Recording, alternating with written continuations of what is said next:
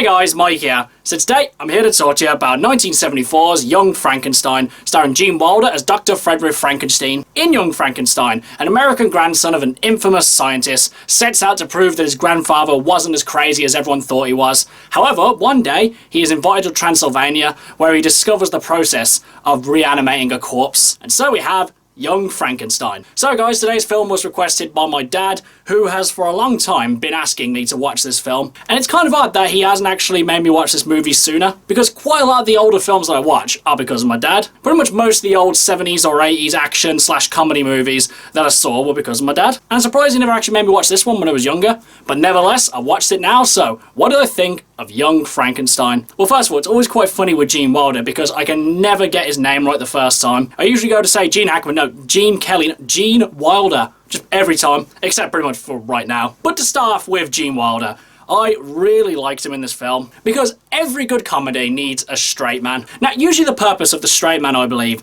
is to kind of emphasize the crazy antics of the other characters, or to give a different kind of humor, thus kind of giving variety to the comedy. And Gene Wilder does this brilliantly, and it actually plays into his character very well, because at the start of the film, he seems a very sane and stable person who really wants to create his own identity and kind of get out of the shadow of his grandfather, for pretty much all the right reasons, obviously. But it's as soon as he goes to Transylvania, it's almost like he's possessed. Like, he spends one night there and all of a sudden he's acting like his grandfather, wanting to reanimate a corpse, being larger than life, speaking in great monologues. And while I don't believe this was the most natural of transitions, it again plays into the character brilliantly. It gives us the classic story whilst at the same time putting its own spin on it. And obviously it goes without saying that Gene Wilder is very funny in this. But for me, the most standout character and the most hilarious had to be Marty Feldman as Igor. This guy was just brilliant. Most of the time, he just wouldn't even have to say anything. He'd just appear on camera with his big old eyes and just smile at you. Honestly, every time this guy's on screen, he never fails to get a laugh out of you. Pretty much from the very first interaction, this guy is just hilarious. When Gene Wilder's character says to him, "Oh, I can have a look at that hump," and he's like, "What hump?" Or when he's walking down the stairs with his cane and then he passes it to Gene Wilder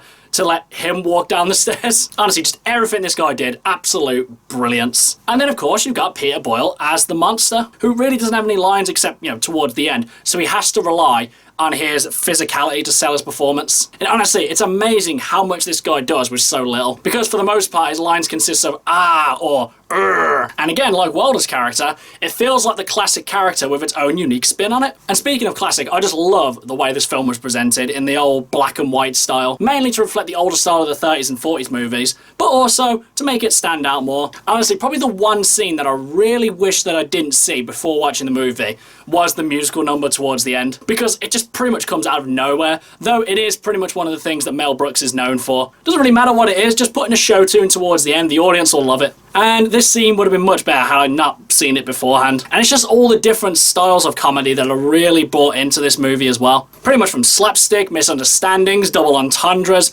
pretty much most forms of comedy styles are in this film, and they never fail to get a laugh out of you.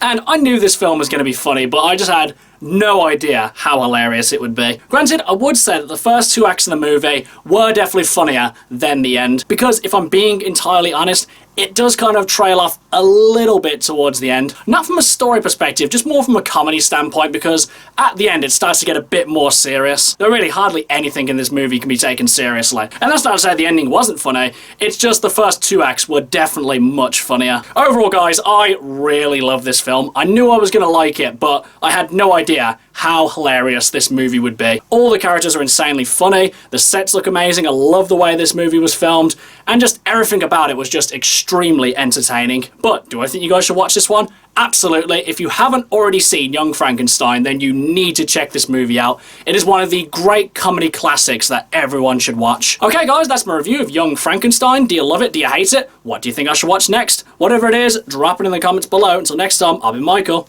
See ya!